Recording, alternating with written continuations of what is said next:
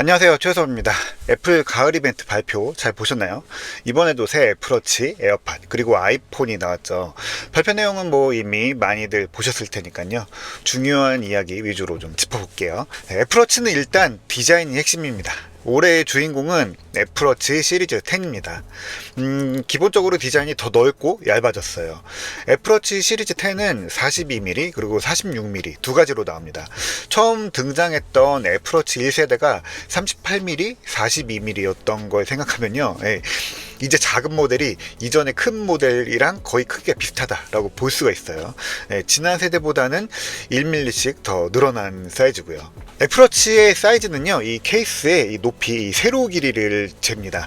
이전 모델이랑 크기는 뭐 거의 비슷할 것 같은데요. 디스플레이는 조금 더 커졌다고 합니다. 이번에도 디스플레이가 넓어진 거는 이 베젤, 테두리를 줄여서요, 더 큰 화면을 만들었다고 합니다. 그래서 보이는 정보도 많고요, 더 시원시원하게 보일 것 같습니다. 근데 이 새 디스플레이는 그냥 화면만 커진 게 아니라 와이드 앵글 OLED라고 이름이 붙었습니다. 이름처럼 가시각이 넓은 거예요.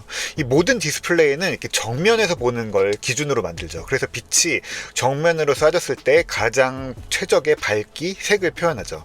OLED는 이 필터를 통하는 LCD보다 좀 덜하긴 하지만 그래도 OLED도 정면이 기준이어서요, 옆에서 보면은 뭐 밝기가 좀 어두워지거나 뭐 색이 바뀌어 보이기도 하거든요. 그런데 새 애플워치는 빛이 보이는 각도를 넓게 만들어서요, 이렇게 비스듬히 봐도 40% 더 밝게 보인다고 합니다. 뭐 이 작은 화면에 뭐 그렇게 가시각이 넓은 뭐 와이드 앵글이 필요하냐라고 할 수도 있어요. 근데 시계는 이렇게 손을 들어서 정면에서 보는 것도 있지만요, 알람이 왔을 때 그냥 슬쩍 이렇게 보는 경우들이 더 많잖아요. 그래서 그런 상황을 반영하는 거다라고 볼 수 있어요. 그래서 일하다 그냥 슬쩍 이렇게 보고, 아니면 또 이렇게 옆에서 꺼져 있을 때도 이 올레이드 온 디스플레이가 있기 때문에 슬쩍슬쩍 보이는 화면이 조금 더 밝고 선명하고 색을 더 잘 표현한다라고 보시면 될 것 같습니다.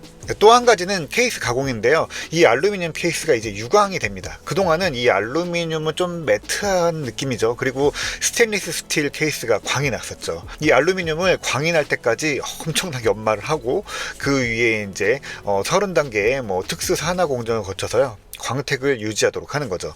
저도 아직 뭐 실제 제품을 못 봐서 이게 기존 스테인리스 스틸이랑 어떻게 다른 느낌을 줄지에 대해서 좀 기대가 됩니다. 이 반짝인다고 해서 뭐 똑같은 느낌을 주진 않을 것 같고 조금 다른 느낌이 있을 텐데, 이건 제품을 봐야 될 것 같아요. 기능적으로는 수면 무호흡 진단이 좀 관심이 갑니다.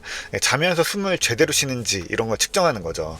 이게 아직 정확한 측정 방법 알고리즘은 잘 모르겠어요. 근데 아마도 산소 포화도랑 심박수가 기본이 될 거고요. 거기에 이제 소리 같은 것들, 코 고는 소리, 호흡 소리 이런 거 더 할 것 같은데, 이거는 조금 더 찾아보고 다시 이야기해 볼게요. 그런데 이 데이터는 뭐 그냥 막 분석하는 게 아니라 FDA 같은 전문기관의 승인을 받아서 이제 전 세계 뭐 150여 개 국가에서 내놓는다고 하니까요, 그 분석 결과는 이 의학적인 가치를 갖는 데이터다라고 볼 수 있습니다. 측정을 하고 또 리포트가 나오고 그 추이를 기록해서요, 의사가 치료에 참조할 수 있는 데이터까지 나온다고 합니다. 이 수면 무호흡은 이미 많은 사람들이 겪고 있는데요, 이걸 다들 대수롭지 않게 넘기죠. 그냥 코 고는 거다, 잠깐 피곤해서 그런 거다라고 하는데, 병원에서 이걸 검사하는 것도 꽤 복잡하고 좀 까다로워서요, 보통 이제 병원에서 센서를 달고 하룻밤 자면서 측정을 하는데, 이 애플워치만 차고 자도 이 수면 무호흡증 문제가 있다라는 걸 알 수 있게 되면요, 좀 간편하기도 하고, 또 병원에 가지 않아도 일상에서 더 많은 사람들이 나한테 좀 불편한 부분이 있다라는 거를 알게 되는 건 좀 큰 의미가 있습니다. 아쉽게도 애플워치 울트라 3는 없습니다. 애플워치 울트라 2가 1년 더 갑니다. 성능이나 센서, 디스플레이 같은 이런 부분은 기능적으로 이미 충분하기 때문에요, 큰 변화를 위해서 조금 쉬어가는 것 같다라고 봅니다. 뭐 좋게 생각하면 그렇겠죠.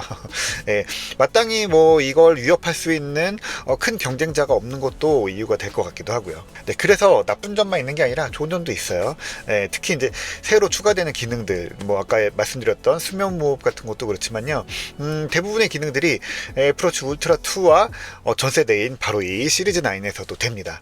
애플워치에 새로 더해지는 기능들은요, 이번에 거의 뉴럴 엔진을 이용하는 부분들이 많기 때문에요.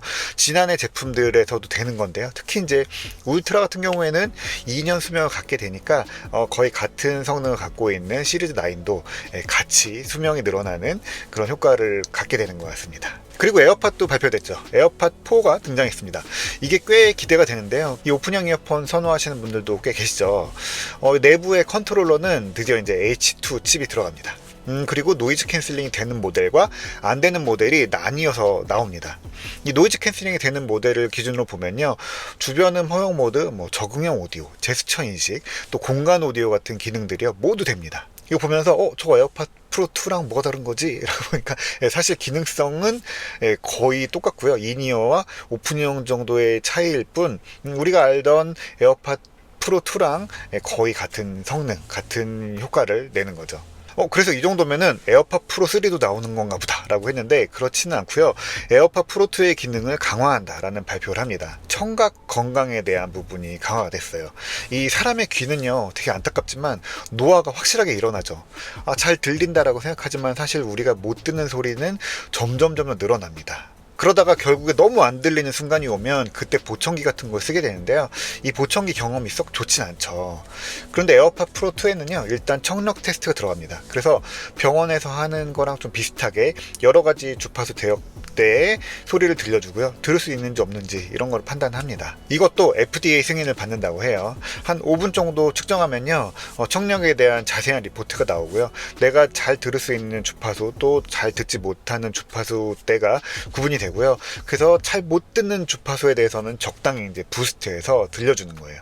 그래서 음악이나 영상을 볼 때도 좀 더 정리된 소리가 들리기도 하고요. 에어팟 프로의 이 주변음 허용 모드를 통해서도요, 상대방이 말하는 목소리, 뭐 주변 소리 같은 것들을 실시간으로 부스트해서 들려주니까요. 이게 보청기까지는 아니어도요, 청력이 조금 약해지는 순간에도 훨씬 풍성한 원래의 소리를 들을 수 있게 되는 겁니다. 어떻게 보면 이게 이어폰의 역할인가? 이어폰으로서는 좀 과한 거 아닌가 생각도 들죠.